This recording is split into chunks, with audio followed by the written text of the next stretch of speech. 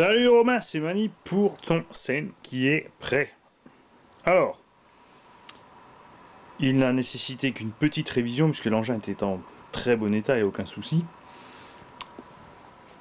Je vais t'expliquer donc quelques détails techniques.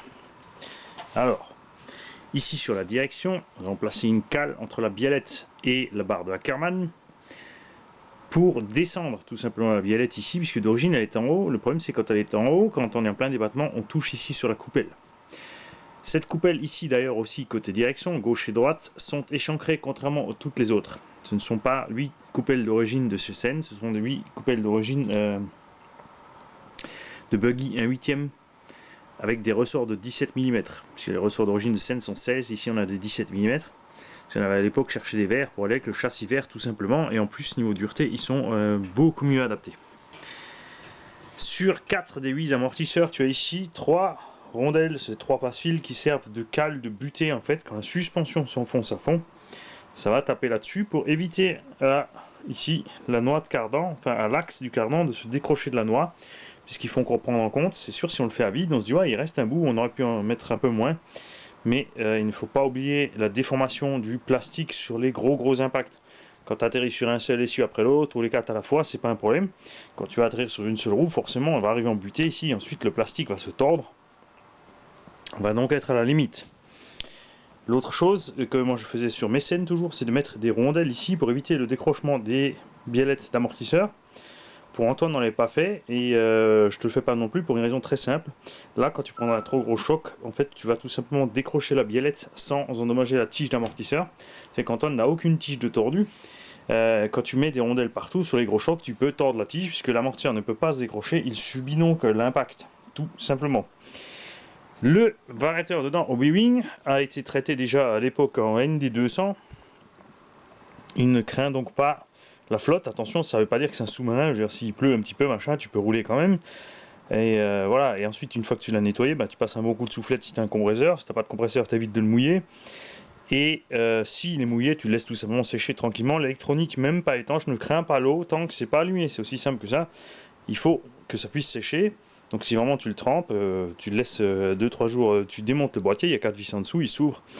Tu laisses l'électronique à l'air libre 3-4 jours jusqu'à ce qu'il n'y ait plus de traces d'eau et c'est réglé, il ne faut pas s'inquiéter. Donc Antoine t'a laissé des triangles, des fusées, des chapes biellette arrière, biellette de direction. Donc en fait c'est ce qu'il faut, une tourelle aussi en cas de besoin. Le pare-choc arrière vient d'un Seine Reaper.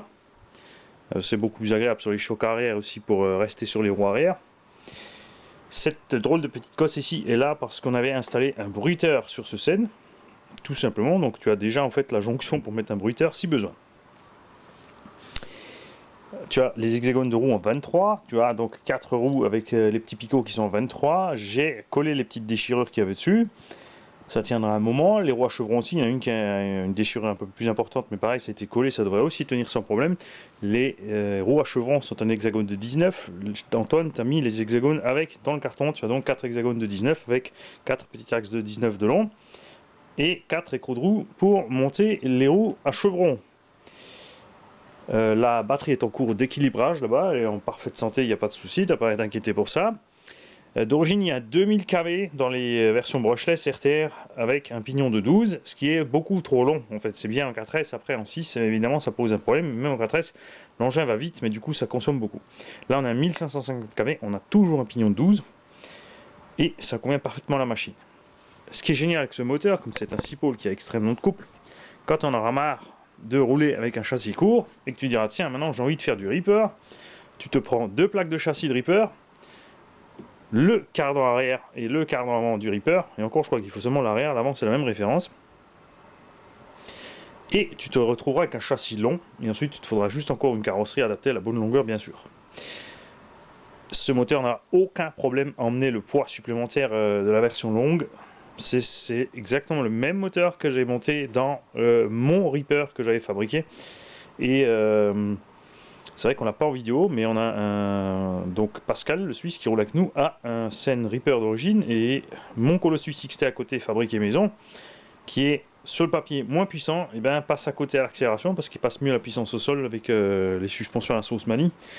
Il a plus de garde-sol, donc il ne reste pas planté dans le tout-terrain, et il encaisse aussi mieux les sauts grâce aussi au débattement de suspension plus élevé, à la sauce Mali.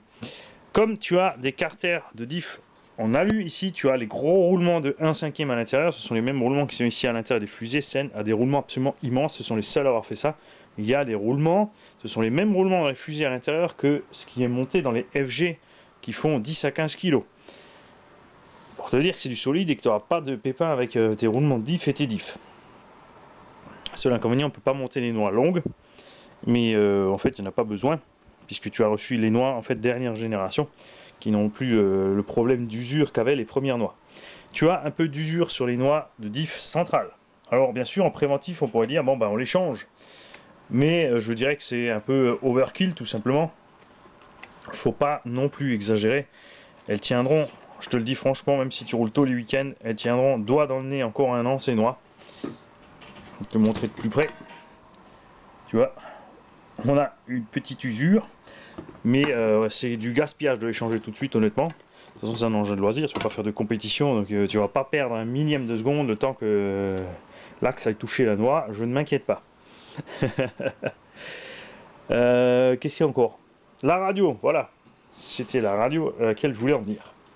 Tu as une bonne vieille Timasso Cougar, bien sûr distribuée chez Thunder Tiger aussi. Cette radio par contre a plein de réglages. C'est un ancêtre, il y a 8 piles là-dedans. C'est une 2,4 Go encore avec petite antenne. Pas encombrante puisqu'elle se replie dans tous les sens, il n'y a pas de problème. Et je vais t'expliquer rapidement cette radio parce qu'elle a quelques subtilités. Alors de ce côté ici, tu as les inversions de voix. Donc 1, c'est la direction, 2, c'est les gaz. C'est-à-dire que si tu switch ici le petit 1, quand tu tournes à gauche, il va à droite, etc. Si tu fais la même chose à la direction, c'est pareil, quand tu remets de gaz, elle va reculer. Donc au cas où si par accident tu switches ces voix, ne t'en fais pas, c'est là derrière. IFSS ou IFSS+, c'est la fréquence, donc tu restes sur le plus.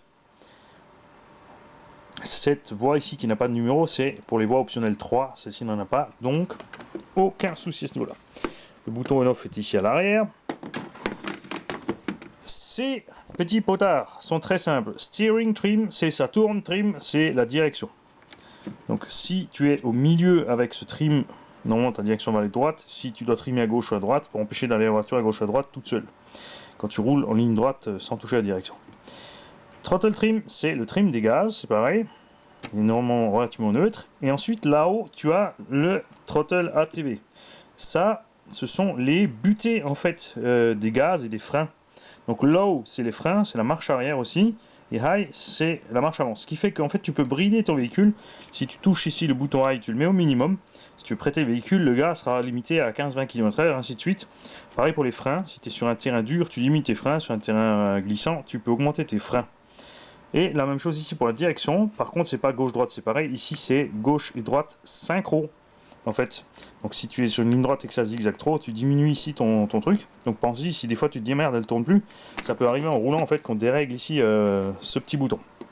Voilà, c'est tout. Je suis donc prêt à t'envoyer la machine. Tu me tiens au courant de ce que tu aimerais en plus ou en moins ou encore changer. Les huiles de diff et d'amortisseur, tout ça sont impeccables, il n'y a pas de souci. Je vais te refaire un petit arceau ici, parce que l'arceau d'origine en ferraille est quand même beaucoup trop mou et trop fragile. Salut, à bientôt Romain.